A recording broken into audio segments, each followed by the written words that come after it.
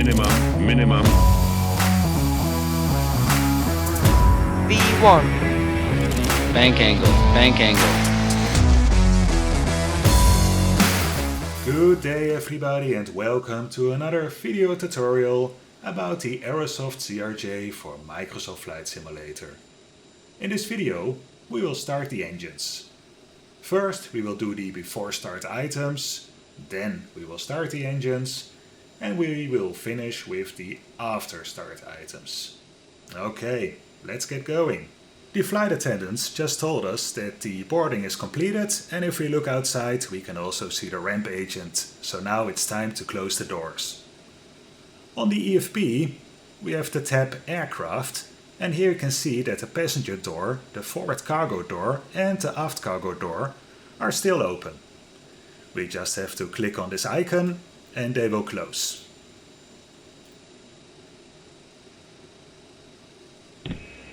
Captain, the cabin is secure. All passengers are aboard. Ladies and gentlemen, on behalf of the captain and crew, welcome aboard this flight. We hope you enjoy flying with us. Before takeoff, we would like to encourage all passengers to watch our cabin crew display the safety features of the aircraft. Okay, now that we've heard that, we check that the parking brake is on. And seeing it is on, we can give the signal to remove the wheel chocks, like this. Now we must let the people know outside that we are going to start our engines, and we do this by switching the beacon light on. Having done that, we go to the overhead panel and switch both fuel pumps on. At the moment you can still see we have left fuel low pressure and the left fuel pump is off. The same goes for the right side. But when we switch them on, we will now see right fuel pump on, left fuel pump on, and the caution messages are gone. The next thing we have to check is if we have enough bleed air pressure to start the engines. We should have a minimum of 40 psi, and we have 45 on both sides, so that looks good. Having done that, we have to check that all the doors are closed. Yep, all the doors are closed. So now there's nothing stopping us from starting the engines. But before we start the engines, we will first make a very short pushback. We go to the ATC menu and we just request a pushback. Now as soon as the pushback truck is in position, we will release our parking brake. This looks like a good enough time. We release the parking brake and we always check in the secondary ICAS display if the parking brake is really released.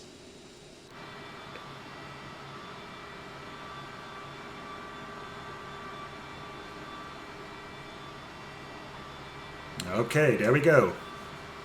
You can see our upper beacon light here, and if we look below we can see the lower beacon light here. This light informs everybody that we will start our engines or that the engines are already running.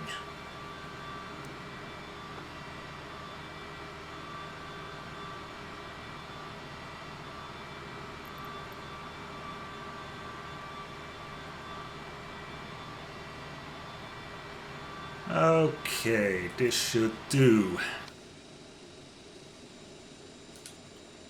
We set the parking brake again, like this, and we check it. Yes, parking brake on. Very good. Okay, and now we can start the first engine. We will start with engine number 2. The only thing we have to do is on the overhead panel push this button here, right engine start.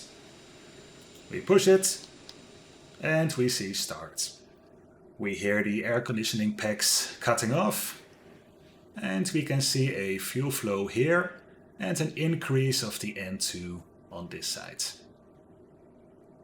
If we have 20% N2 and the ITT, the temperature of the turbine, is below 120 degrees, we may start the engine. Alright, we've got more than 20, less than 120. Now we can only, we can unlatch the thrust lever like this, put it in the idle position. Now you can see even more fuel flow. The N2 is rising, the N1 is rising, and soon we will also see that the ITT is rising. At approximately 55%, the right auto ignition and the right engine start message will disappear. And you can see that the oil pressure is also rising. Okay, both messages disappeared and the engine is almost stabilized. The ITT is already decreasing. The N1 should be above 20%. This looks about right. The N2 should be between 55 and 65%. We have a normal fuel flow, the oil temperature will still rise and the oil pressure is in the green area, which you can also see here. Now it's time to start engine number 1. Again, on the overhead panel, just press the left engine start switch. It will light up. We go back to our ICAS display. We will see left engine start. The N2 is increasing. Again, we want to see 20% here, and this should be below 120 degrees. So 20 below 120. Yes. We unlatch this lever and put the thrust lever or the throttle in idle. We have left auto ignition, left engine start, we have fuel flow, the N2 is rising, the N1 is rising. Now we also have a temperature rise, the ITT. Oil temperature and oil pressure are both also rising. And again at 55% more or less, the left auto ignition and the left engine start message should disappear. 55%, yeah, both are gone. Okay, the ITT is already dropping a bit, meaning this engine is also more or less stabilized. Below or above 20%, that's okay. This looks good, between 55 and 65%. We have a fuel flow, a green oil pressure and a green oil temperature. The oil pressure indication here is now a vibration indication of the fans. Everything in the green area here is okay. Okay, now we can do the after start items.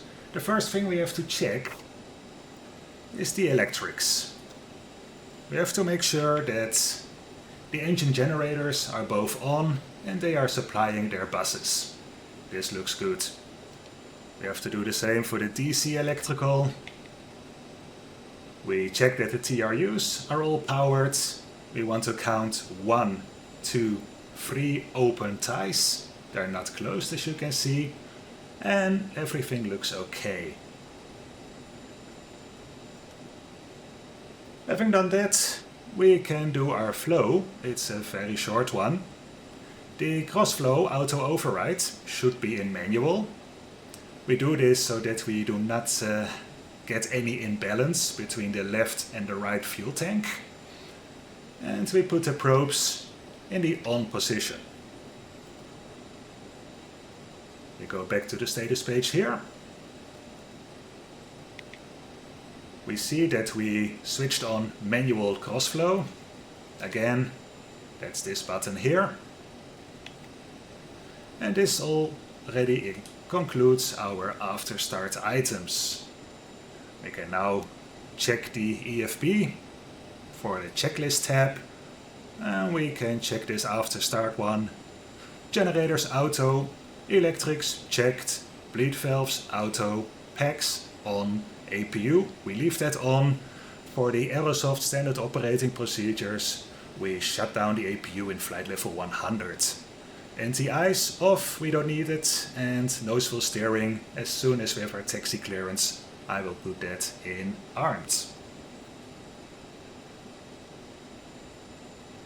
Now one more thing we can do before we taxi out is already select the flap setting we want.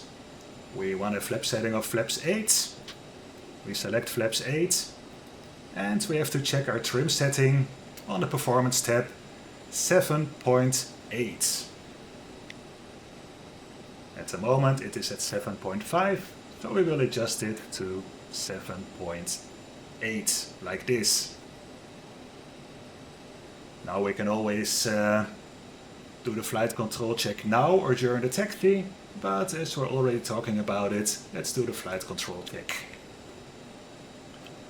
Alright, full up, full down, neutral, full left, full right, neutral and a rudder, full left, full right, neutral. Okay, all is working.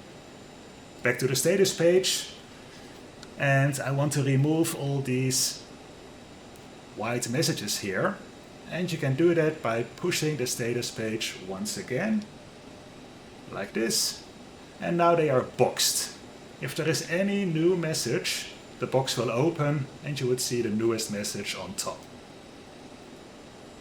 Alright, now it's time to taxi, but we will do that in the next video. See you soon.